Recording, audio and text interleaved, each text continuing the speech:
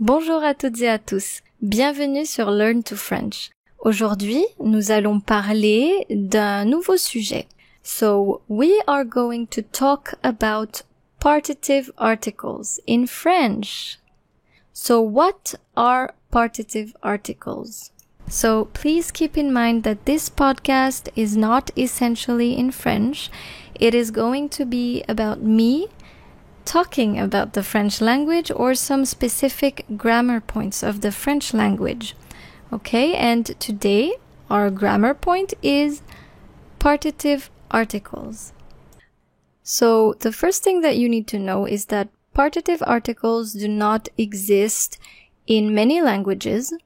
They are the small articles that you place before a noun in French, and they are supposed to express something that you can't count. So meaning they are before uncountables.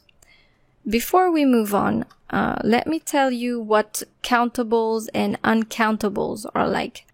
Uncountables are things that you cannot count. But what exactly do they represent?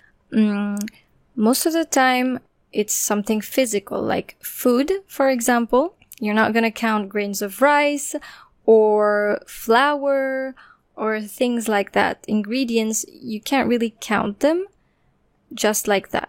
So those are uncountables. I'm not talking about where you weigh the ingredients or the food and there you have a quantity. No. Uncountables is when you cannot count, when there is no quantity shown. So you need to add an article before that noun. It can also be objects or something abstract like an idea or feelings, for example, emotions, happiness, joy, sadness. Those are nouns, but you can't count them either, right? In English, partitive articles can be almost the equivalent of the word some in English, or the article zero. Like, for example, some bread. Could you pass me some bread? I'm gonna eat some bread. Or simply bread. I'm going to eat bread. Alright? So those are uncountables. What about countables? Well, we'll get to that after.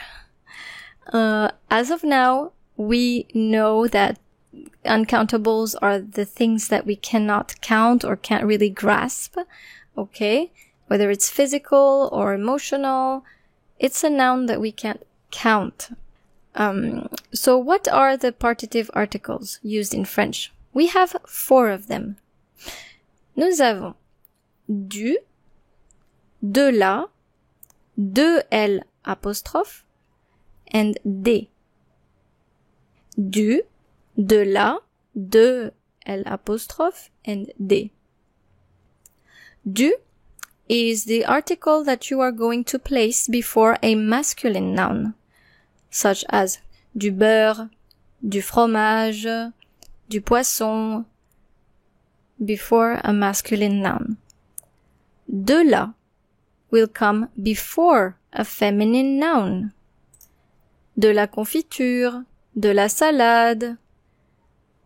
De L apostrophe, so de L, will come before a singular noun starting with a vowel. A, E, I, O, U, or a silent H. De l'eau, de l'huile. Des will come before a plural noun. Des pâtes, des lentilles. So, to express something that you can't count in French, some of this, some of that, then you're going to use these partitive articles. For example, in French, we don't say je vais manger salade. Okay, it doesn't make sense. You need to add this article before to say I'm going to eat some salad. Donc, je vais manger de la salade. Je vais boire de l'eau. À midi, j'ai mangé des lentilles. Now listen to this example. Le matin, je prends mon petit déjeuner. Je mange des tartines avec du beurre et de la confiture, je bois du thé, mais je ne le bois pas avec du sucre. Je n'aime pas le sucre. À midi, je mange de la salade avec de la vinaigrette et du saumon. Have you noticed? Did you hear the partitive articles? Now what about countables? So as we've seen previously, partitive articles are used before a noun when there is no quantity specified, when you can't count.